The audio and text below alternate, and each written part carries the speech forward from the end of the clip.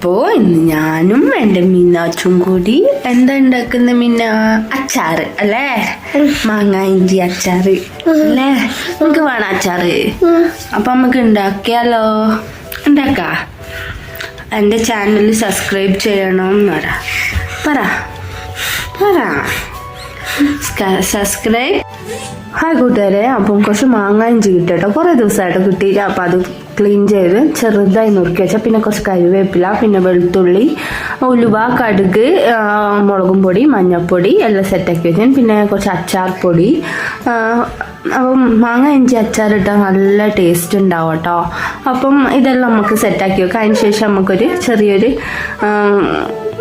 Fry പാനോ എന്ത് വേണമെങ്കിലും ഉപയോഗിക്കാം. ഞാൻ ഇതാണ് ഉപയോഗിക്കുന്നത്. അപ്പം അതിൽ കുറച്ച് കടുകും ഉലുവയിട്ട് നല്ലോണം വറുത്തെടുക്കുക. അത് ഏകദേശം ചൂടാകുന്ന സമയത്ത് തന്നെ അത് പൊട്ടി തുടങ്ങും. എല്ലാം പൊട്ടി വന്നെന്ന് തോന്നിക്കഴിഞ്ഞാൽ നമുക്കത് എന്താക്കുക, ആ ചൂടോടെ തന്നെ ഒന്ന് പൊടിച്ചെടുക്കാം.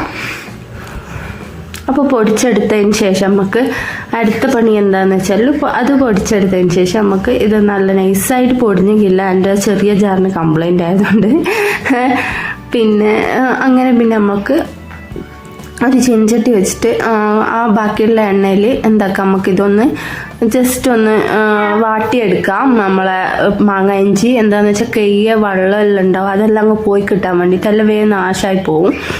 അപ്പോൾ അത് നല്ലോണം ഒന്ന് വാട്ടിയെടുത്തതിന് ശേഷം അത് മാറ്റി കൊടുക്കാം. നല്ലോണം ഒന്ന് വാടിക്കോട്ടെ. അതിന് ശേഷം അത് മാറ്റി വെച്ചിട്ട് അതേ എണ്ണയിലേക്ക് നമുക്ക് ബാക്കിയുള്ളതെല്ലാം ഇട്ടിട്ട് വറവിടാം.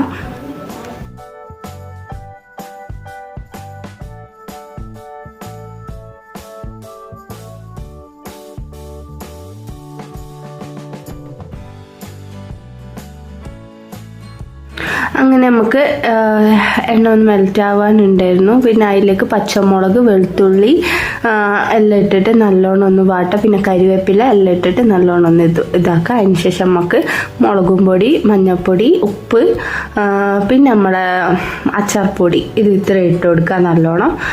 അത് ഇട്ട് കൊടുത്തതിന് ശേഷം നമുക്ക് അതിലേക്ക് നമ്മളെ മാങ്ങ ഇഞ്ചി ഒന്നും കൂടി ഇട്ടിട്ട് നല്ലോണം മിക്സ് ചെയ്തെടുക്കുക. ആവശ്യത്തിനുള്ള ഉപ്പും പുളിയും ഉണ്ടോ എന്ന് നമുക്ക് നോക്കാം. പിന്നെ കുറച്ച് സുറുക്ക ഒഴിച്ചു കൊടുക്കുക. ഉപ്പ് കുറവായിരുന്നു ഗൈസ്, അപ്പോൾ ഒരു 2 സ്പൂണും കൂടി ഞാൻ ഇട്ട് ഉപ്പ്. പിന്നെ വിനീഗർ ഒഴിച്ചു കൊടുക്കുക.